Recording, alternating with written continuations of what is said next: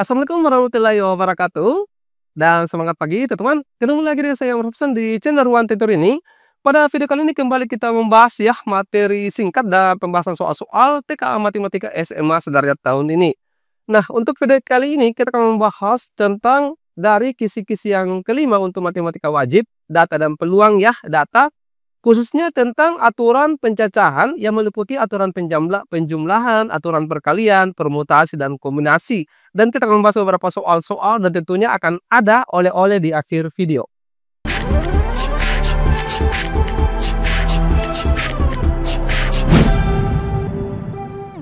Ya, perlu disiapkan dulu alat tulis ya teman-teman untuk mencatat beberapa rumus-rumus penting dari materi ini. Nah, untuk kaidah pencacahan ini ada 4 materinya teman-teman, yaitu aturan penjumlahan, aturan perkalian, permutasi, dengan kombinasi. Yang pertama di sini adalah aturan penjumlahan. Aturan penjumlahan dalam kaidah pencacahan adalah prinsip untuk menghitung total kemungkinan dari beberapa kejadian yang saling lepas, tidak bisa terjadi secara bersamaan. Caranya bagaimana? Yaitu dengan menjumlahkan banyaknya cara untuk setiap kejadian. Nah, misalkan jika suatu kejadian dapat dilakukan dengan M cara atau N cara tidak bersamaan ya, maka total kemungkinan yang terjadi adalah M tambah N. Nah, contohnya begini. Misalkan ya, seorang siswa ingin membaca satu buku. Di perpustakaan ini ada 3 buku dongeng, kemudian ada 5 buku resep, dan 4 buku puisi. Nah, sekarang kira-kira berapa banyaknya cara siswa tersebut untuk memilih buku yang akan dibaca? Jadi karena ada 12 buku ya, dijumlahkan saja teman, maka cara memilihnya adalah dengan menjumlahkan semua pilihan. 3 tambah 5 tambah 4 berarti 12 cara. Ada 12 kemungkinan buku yang bisa dibaca oleh siswa tersebut. Ya, bisa dipahami ya teman-teman. Nah, kemudian aturan perkalian. Jika suatu kejadian dilakukan secara bertahap dengan M cara untuk tahap pertama dan N cara untuk tahap kedua, maka total caranya adalah M kali N. Jadi berbeda dengan aturan penjumlahan. Kalau aturan penjumlahan itu, kedua cara ini itu tidak dilakukan bersamaan gitu ya. Tetapi kalau aturan perkalian, kedua cara ini dilakukan bersamaan, secara berurutan misalkan. Nah, contoh. Misalkan untuk pergi dari kota A ke kota C, seseorang ini harus melalui kota B terlebih dahulu. Terdapat 7 jalur dari kota A ke kota B dan 5 jalur dari kota B ke kota C. Maka berapa banyaknya total cara untuk pergi dari kota A ke kota C? Caranya itu tinggal dikalikan 7 kali 5, 35. Logikanya begini, misalkan ya. Ini kan saya ambil contoh yang lain. Misalkan kota A ke kota B itu ada 3 jalan yang bisa ditempuh. Kemudian dari B kota C itu ada 2 jalan yang bisa ditempuh. Maka banyaknya jalan keseluruhan dari A ke C itu tinggal dikalikan 3 dikali 2 yaitu 6 jalan atau cara yang bisa dilalui. Yaitu misalkan ini 1, 2, 3. Ini A, B. Maka kan bisa saja 1A, 1B, 2A, 2B, atau 3A, 3B. Seperti itu maksudnya ya. Oke, bisa dipahami sampai di sini? Nah, kita lanjut ke yang ketiga, permutasi. Permutasi ini merupakan salah satu kaidah pencacahan atau menyusun objek dengan memperhatikan susunan dari objek tersebut. Contoh, jika ada n objek, permutasi akan menghitung berapa banyaknya cara untuk mengatur objek-objek tersebut dalam suatu urutan tertentu. Rumusnya begini, ya.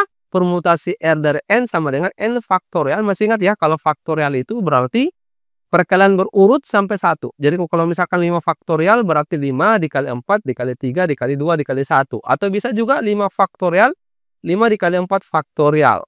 Kalau N faktorial berarti N dikali N kurang 1 dikali N kurang 2 faktorial misalkan ya. Tergantung kebutuhan. Contoh, ada 30 siswa di sebuah kelas. Akan dipilih seorang ketua, seorang sekretaris, dan seorang bendahara.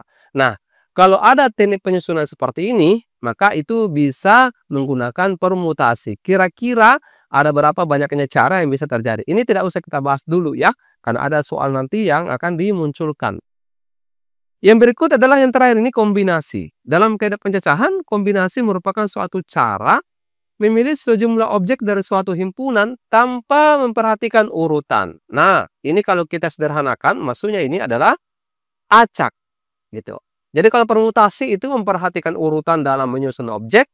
Kalau kombinasi tidak memperhatikan urutan dalam menyusun objek. Itu perbedaan utamanya, teman-teman. Rumusnya begini, kombinasi R dari N faktorial per R faktorial, dikali N kurang R faktorial.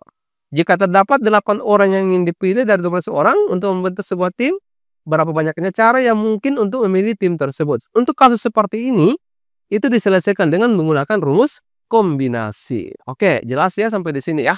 Nah, sekarang kita akan bahas beberapa soal seperti biasa, teman-teman. Saya memberikan kesempatan kepada teman-teman semua untuk mencoba memahami dulu soalnya. Ya, sekitar 10 detik untuk coba-coba dipahami. Tapi sebelumnya, teman-teman, ini kembali saya ingatkan untuk kembali ke jalan yang lebih lurus. Di akhir bulan, ya kemungkinannya tanggal 20 atau tanggal 29 ya, start. Kita punya kegiatan Zoom ya, 12 kali pertemuan. 69.000 ini untuk 12 kali pertemuan, murah sekali, teman. Kalau ditaksir ini kira-kira 6.000 per pertemuan. Ya murah sekali. Lebih mahalkan uang jajannya, teman semua ya. Ini maaf sebelumnya. Waktu belajarnya itu pukul 7 malam sampai pukul 9 malam waktu Indonesia Barat. Jadwalnya itu Senin, Rabu, Jumat. Misalkan kalau teman-teman berhalangan ya sudah daftar tapi berhalangan ikut pertemuan di malamnya itu, maka teman-teman boleh melihat dari recording kelasnya, rekamannya. Kalau misalkan ada pembahasan yang tidak dimengerti, itu bisa ditanyakan di grup ya. Nah, teman-teman boleh nanti chat ke nomor yang ada di sini atau langsung saja klik link pendaftaran yang tertera di bagian komentar di bawah video ini. Oke, kita mulai dari soal yang pertama. Silakan.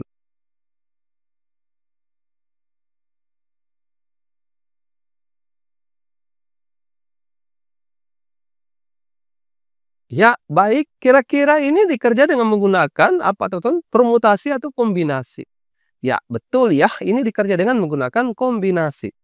Seorang siswa diwajibkan mengerjakan 8 dari 10 soal. Stop dulu sampai di sini. Kalau misalkan kita disuruh memilih 8 dari 10 soal, maka pasti tertanam di pikirannya kita itu berarti kita bebas mengambil 8 dari 10 soal. Ada kata bebas tadi. Nah, berarti itu pasti menggunakan kombinasi. Paham ya? Nah, berarti langsung ditulis dulu. Kombinasi 8 dari 10. Oke, stop. Tetapi nomor 1 sampai 4 wajib dikerjakan. Maka banyaknya pilihan yang harus diambil siswa tersebut adalah berapa. Nah, ini kalau kita jelaskan satu rinci ya, teman-teman, itu bakalan panjang. Nah, di sini saya menggunakan cara siluman ya. Nah, cara silumannya seperti ini. Pertama itu kita tulis dulu kombinasi 8 dari 10, kemudian dikurangi masing-masing 4 yang wajib ini. Seperti ini jadinya. Ya, berarti sebenarnya yang kita kerjakan itu adalah kombinasi 4 dari 6. Nah, inilah yang kita selesaikan baik-baik secara kekeluargaan. Ini 6 faktorial per 4 faktorial, 6 dikurang 4, 2 faktorial. Ya, langsung saja saya tulis. Nah, kemudian kita uraikan ini, 6 kali 5 kali 4, stop ya, karena ada 4 di bawahnya. Oke, ini 4 faktorial, 2 faktorial diuraikan, 2 dikali 1, stop. Kalau ada yang bisa dicoret-coret manja, dicoret saja, ini habis. Kemudian 6 dengan 2, 3, seperti itu. Jadi yang tinggal adalah 3 dikali 5, 15 dibagi 1, dapatnya 15. Jawabannya bravo. Ya, bisa ya teman-teman ya, ini mudah. Ya, oke, coba kita lanjut ke soal nomor 2, silakan.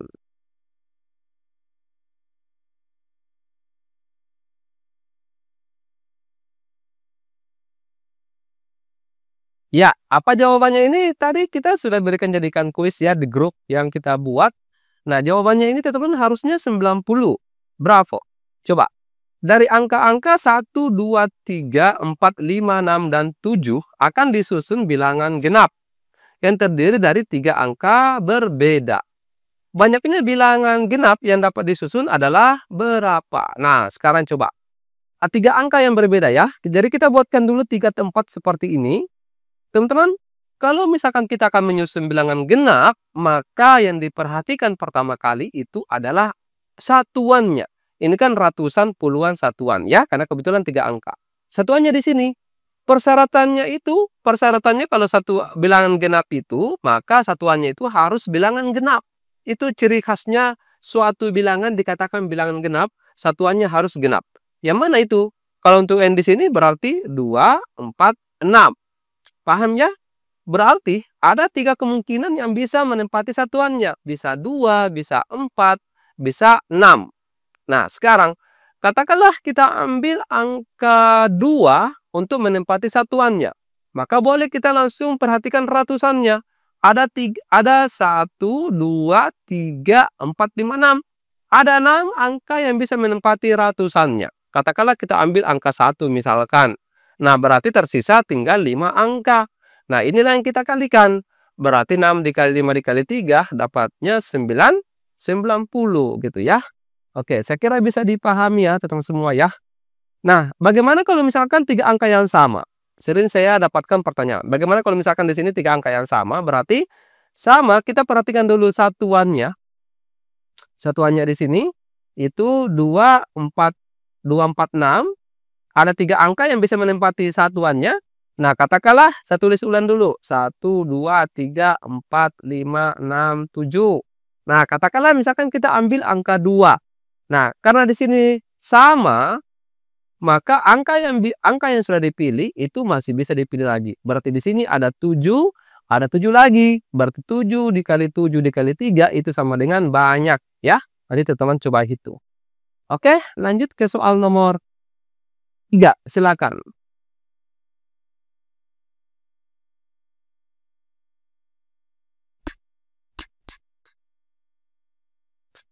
Nah, nomor 3 ini kira-kira menggunakan apa? Betul ya, permutasi. Kenapa alasannya? Karena ada urutan ketua, sekretaris, dan bendahara. Berarti permutasi 3 dari 10. Nah, berarti kita tinggal masukkan ke rumusnya. Biasakan tulis rumus ya. Permutasi R dari N itu adalah N faktorial per N dikurang R faktorial. Jadi di sini 10 faktorial, berarti di bawah 10 kurang 3. 7 faktorial. Bisa ya? Nah, ini 10 kali 9 kali 8 kali 7 stop. Kemudian di bawahnya di sini 7 faktorial terus diuraikan. Ini dicoret manja.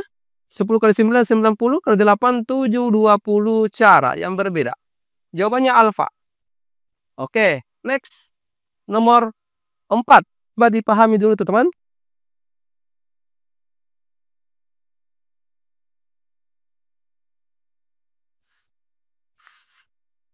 Ya, nomor 4 ini masih menggunakan permutasi karena ada urutan 1, 2, 3.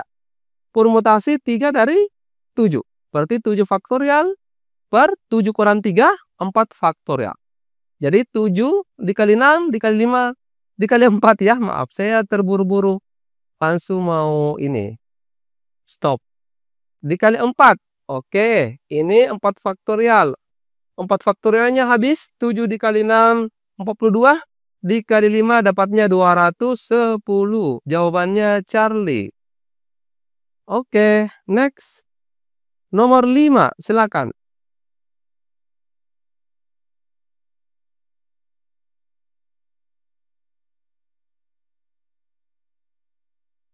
Ya, ini tentang jabat tangan ya. Kalau jabat tangan tandai teman-teman ya, tandai soalnya kalau jabat tangan itu pasti kombinasi ya. Pada suatu pertemuan dihadiri 17 orang peserta, banyaknya jabat tangan maksimal yang mungkin dilakukan adalah permutasi 2 dari 17 ya. Karena tidak mungkin ada orang berjabat tangan langsung 3 tangan yang berjabat, tidak mungkin ya, cuma 2 tangan yang berjabat gitu. Nah, berarti ini kita menggunakan rumus kombinasi R dari N, N faktorial, R faktorial dikali N kurang R faktorial. Berarti di sini 17 faktorial per 12 faktorial, 17 kurang 2, 15 faktorial. 17 dikali 16 dikali 15 stop. Kemudian di bawah ini 2 faktorial, 2 dikali 1 dikali 15 faktorial. Ini dicoret manja. 16 bagi 2, 8 ya. 17 dikali 8 dapatnya 136 cara. Jawabannya Charlie. Oke, untuk 2 nomor berikutnya. 2 nomor saya berikan oleh-oleh teman. Ini oleh-oleh yang pertama.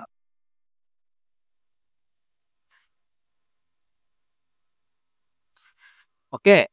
Nah, kemudian oleh-oleh kedua ini.